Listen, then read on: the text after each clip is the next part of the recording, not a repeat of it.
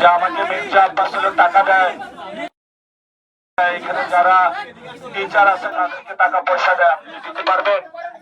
আমি বললাম না, আমি পারবো না, কারণ আমার কাছে কোনো দুর্নীতির টাকা নেই, আমার কাছে কোনো সন্ত্রাসী কার্যক্রমের টাকা নেই।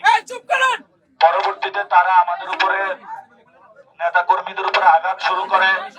আমি সবাইকে নির্দেশনা দিই যে আপনারা সবাই ধৈর্য ধারণ করেন।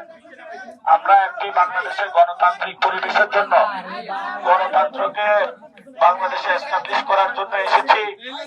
আমরা আমাদেরকে অনেকে মারবে, হামলা করবে, আমরা শান্তিপূর্ণ ভাবে ইলেকশনের যে 12 তারিখ ঘোষণার ডেট রয়েছে সে পর্যন্ত যাব। পরবর্তীতে আরো অনেকজন একসাথে এসে সন্ত্রাসী কায়দায় আমাদের উপর হামলা শুরু করে।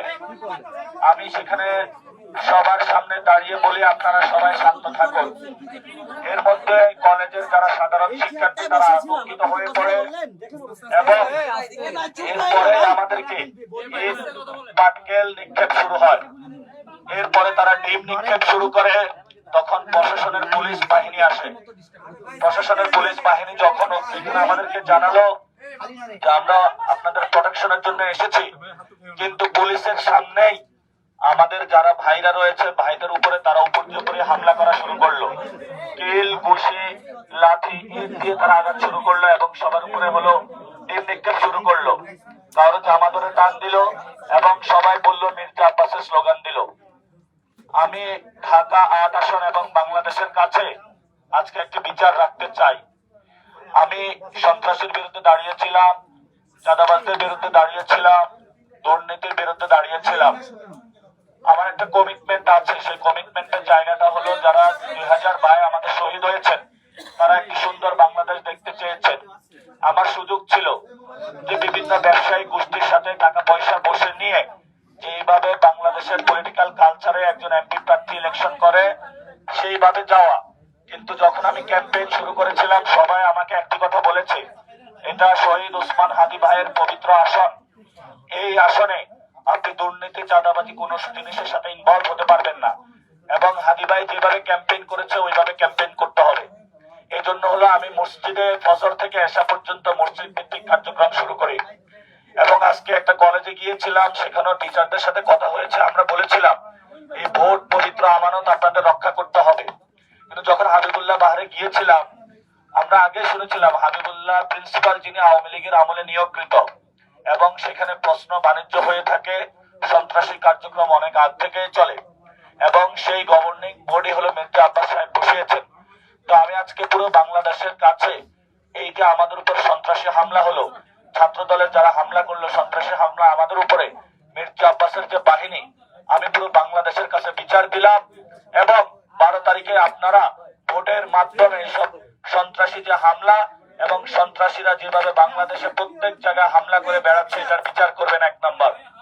2 নাম্বার, জনাব তারেক রহমানের সিদ্ধান্ত নিতে হবে উনার দলে কি উনি সন্ত্রাসীদের পুষবেন, লাড়বেন নাকি তাদেরকে বহিষ্কার করবেন। আমি তারেক রহমানকে অনুরোধ করব মির্জা আব্বাসকে দলীয় শৃঙ্খলার ব্যত্যয়ের অভিযোগে বিএনপি থেকে বহিষ্কার করার জন্য। সাথে সাথে আরেকটি বিষয় আমি বলবো, আজকে বেগম জিয়ার সাথে আমি পার্সোনালি আগে দেখা করেছিলাম, উনি আমাদেরকে দোয়া দিয়েছিলেন। উনি একটি কথা বলেছিলেন, তোমরা আছো, আমি তো বাংলাদেশটা হয়তো দেখে দিতে পারবো না, আমি অসুস্থ, তোমরা বাংলাদেশটা ঠিক রাখিও। উনি আমাদেরকে এই কথাটা বলেছিলেন। আজকে যদি খালেদা জিয়া জীবিত থাকতো তাহলে উনিও লজ্জা পেত আজকে বিএনপি এবং ছাত্র দলের এই ধরনের সন্ত্রাসী কর্মকাণ্ডে। আমি আপনাদের কাছে আমি আর কিছু বলবো না, আমি ঢাকা ৮ আসনের ভাই এবং বোন এবং বাংলাদেশের সকল মানুষের কাছে বিচারটা রেখে গেলাম। মির্জা আব্বাসের যে সন্ত্রাসী বাহিনী এবং উনি যে সন্ত্রাস করে, গ্যাংস্টারবাজি করে, এটা আজকে উনি প্রমাণ করলেন পুরো বাংলাদেশের সামনে।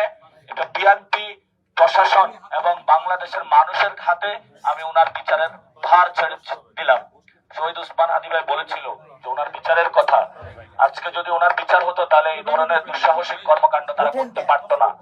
আমরা মনে করি বিচারহীনতার সংস্কৃতির মধ্যে রয়েছে। ইলেকশন কমিশন আজকে দেখছে এবং তারা উল্লাস করছে একটি দলের পক্ষে। তারা আমাদেরকে একটি খালি মাঠে ছাড়ি দিয়েছে যেখানে আমাদের কোনো নিরাপত্তা নাই। আমরা ইলেকশন কমিশনকে বলবো সুষ্ঠু নির্বাচনের দায়িত্ব আপনাদেরকে দেওয়া হয়েছে, আপনারা একটি সুষ্ঠু ইলেকশনের দিকে যান। আমরা সহযোগিতা করতে চাই, এর মধ্যে আমরা খোঁজ পেয়েছি 50 জন প্রার্থী ঋণ খেলাপি এবং দ্বৈত নাগরিককে অনুমোদন দিয়ে বাংলাদেশের মানুষ ভোট দেওয়ার আগেই ইলেকশন কমিশন তাদেরকে সংসদে পাঠানোর ব্যবস্থা করেছে।